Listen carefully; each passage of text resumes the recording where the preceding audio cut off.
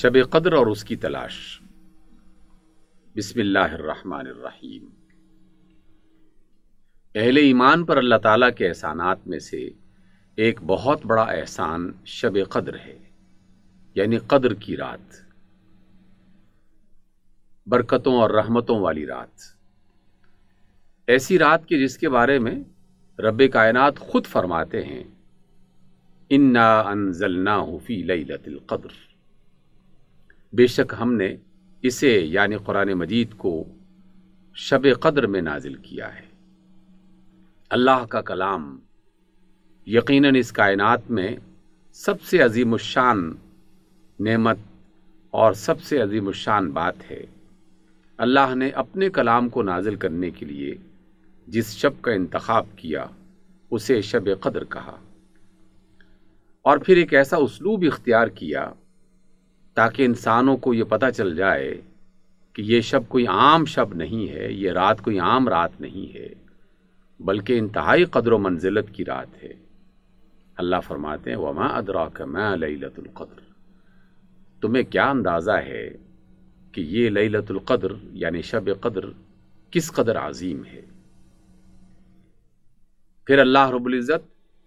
انسانی ذہن کو سامنے رکھتے ہوئے تاکہ بات اس کی سمجھ میں آ جائے ایک ہلکا سا اشارہ دیتے ہیں اور فرماتے ہیں کہ لیلۃ القدر خیر من الف شہر، کہ یہ شب قدر جو ہے 1000 مہینے سے زیادہ بہتر ہے۔ ناظرین محترم، آپ اور ہم سب یہ جانتے ہیں کہ سابقہ امتوں میں لوگ طویل عمر پایا کرتے تھے، تو بعض مفسرین نے یہ ایک خوبصورت نقطہ بھی اس میں سے اخذ کیا کہ وہ جو اپنی طویل عمر میں عبادت کیا کرتے تھے، کسی کی 1000 برس عمر ہے، کسی کی 1500 برس عمر ہے، کسی کی اس سے بھی زیادہ، تو وہ اپنی طویل ترین عمروں میں جو اللہ کی عبادت کیا کرتے تھے، اللہ رب العزت نے امت مصطفیٰ صلی اللہ علیہ وسلم کو کہ جس کی عمر سب سے زیادہ کم ہے سابقہ امتوں کے مقابلے میں، اسے ہر رمضان میں ایک ایسی شب عطا کر دی کہ جس میں ایک ایک شب 1000 مہینے سے زیادہ عبادتوں پر فضیلت رکھتی ہے۔ یہ جو 1000 مہینے سے زیادہ کی مدت ہے،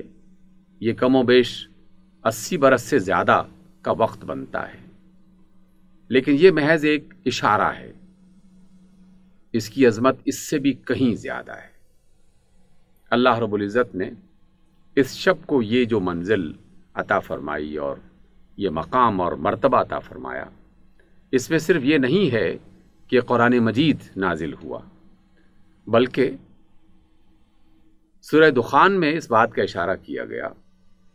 کہ یہ وہ رات ہے کہ جس میں ہر قسم کا حکیمانہ فیصلہ کیا جاتا ہے، اور مفسرین کا اس بات پر اتفاق ہے کہ اس رات دنیا بھر کے لوگوں کا، اقوام کا، معاشروں کا آئندہ سال بھر کے لیے اللہ کی طرف سے جو فیصلہ ہونا ہوتا ہے وہ اس شب میں باقاعدہ اعلان کر دیا جاتا ہے۔ اس اعتبار سے اہل ایمان اس رات کو تلاش بھی کرتے ہیں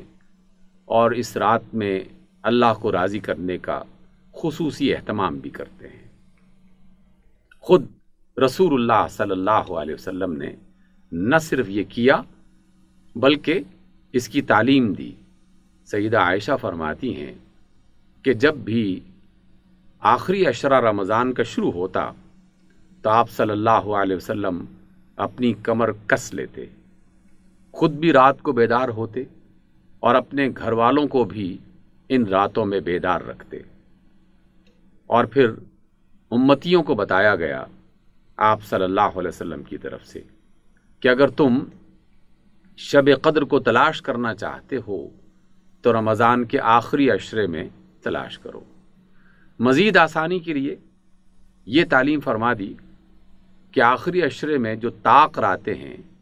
یعنی 21ویں شب، 23ویں شب، 25ویں شب، 27ویں شب اور 29ویں شب، ان 5 راتوں میں خصوصی طور پر شب قدر کو تلاش کرو۔ اگرچہ رسول اللہ صلی اللہ علیہ وسلم پورا عشرہ ہی ان راتوں میں بیدار رہا کرتے تھے، نوافل ادا کرتے، قرآن مجید کی کثرت سے تلاوت فرماتے، اور جو عبادات بھی اللہ کی طرف سے انہیں بتائی گئی تھی ان عبادات کا اہتمام فرماتے، نہ صرف خود بلکہ اپنے گھر والوں کو بھی ان عبادات میں شریک کرتے اور انہیں اس بات پر آمادہ کرتے۔ آج تیسرے عشرے کا آغاز ہو رہا ہے،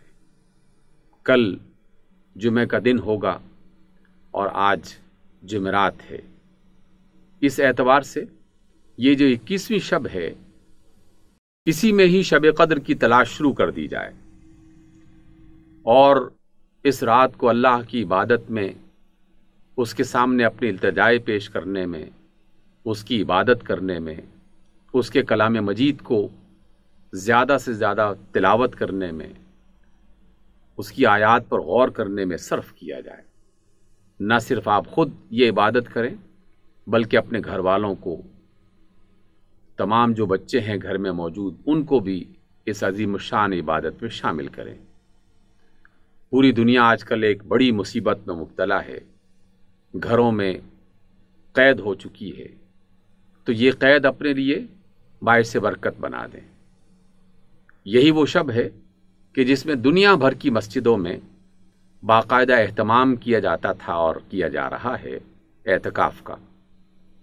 اس سال اس بڑی آفت اور مصیبت کی وجہ سے اعتکاف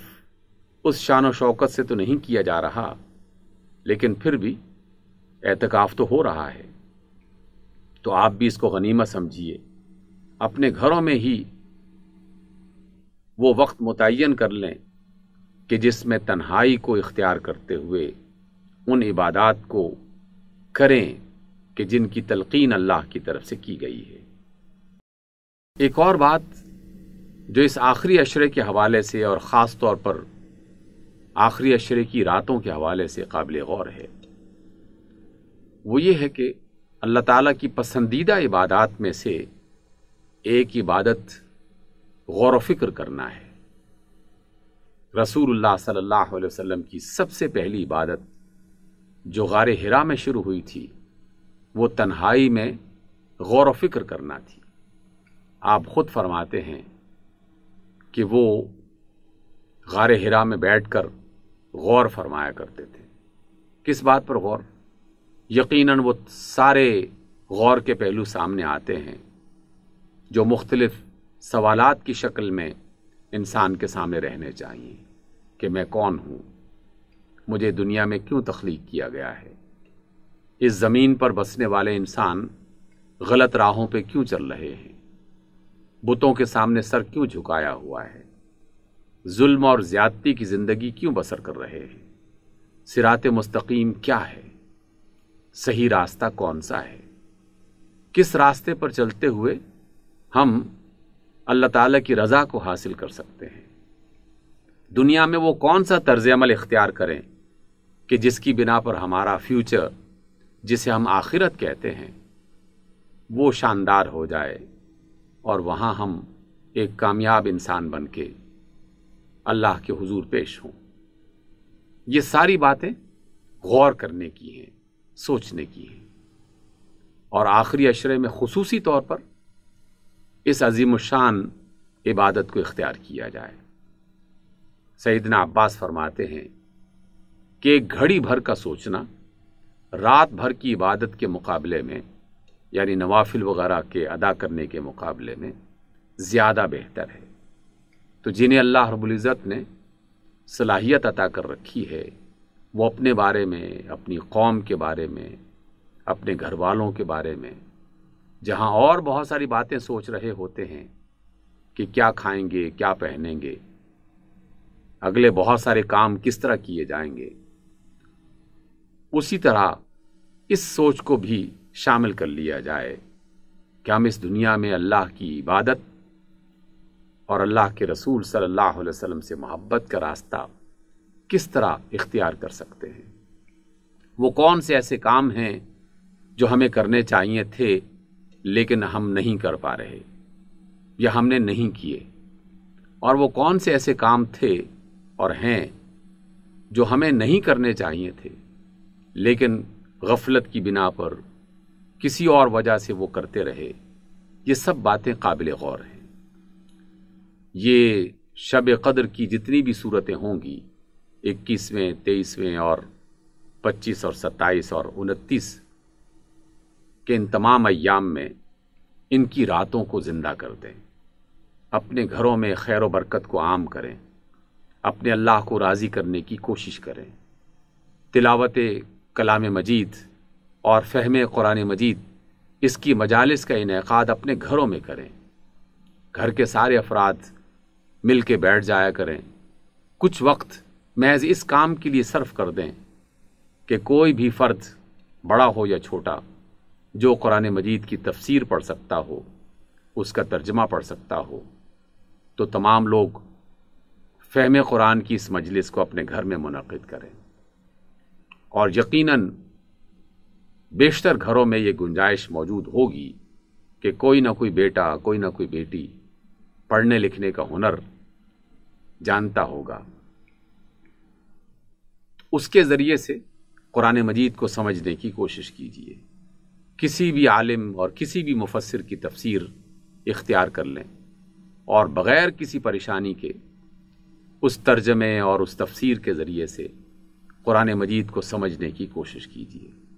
شب قدر کی سب سے بڑی فضیلت اور سب سے بڑی برکت وہ قرآن مجید ہی ہے، اس لیے اس شب میں جہاں اپنی دنیا کی زندگی کو بہتر بنانے کے لیے اللہ سے دعا فرمائیں، اپنے بیماروں کے لیے، اپنی حاجتوں کے لیے، اپنے کاموں کے لیے، اچھے رشتوں کے لیے، شادی بیاہ کے معاملات کے لیے، جن گھروں میں خرابیاں اور فسادات پیدا ہو چکے ہوں ان سے بچنے کے لیے، ان مصیبتوں سے جو آفت کی شکل میں آ رہی ہیں اور جو موجود ہیں ان سے محفوظ رہنے کے لیے، جہاں یہ دعائیں مانگی جائیں وہاں اللہ تعالیٰ سے قرآن مجید کو سمجھنے اور اس پر عمل کرنے اور اس کے مطابق زندگی بسر کرنے کی بھی دعا کیجیے۔ صراط مستقیم یہ اللہ تعالیٰ کو بہت پسند ہے اور اللہ نے خود یہ دعا ہمیں سکھائی اور ہر نماز کا حصہ بنا دیا، اہدنا الصراط المستقیم، اے ہمارے رب تو ہمیں صراط مستقیم دکھا اور اس کی رہنمائی فرما۔ تو جو ہم ہر نماز میں پڑھتے ہیں اس کو باقاعدہ غور و فکر کے ساتھ اس شب میں اپنے اللہ کے حضور پیش کریں اور زندگی میں صحیح راستے کی تلاش کریں۔ اللہ آپ کے نصیب میں شب قدر لکھے، شب قدر کی برکتیں لکھے، اس کی رحمتیں لکھے اور اللہ تعالیٰ کے فضل کو تلاش کرنے کے لیے ہم سب کو اس بات کی توفیق دے۔ آمین۔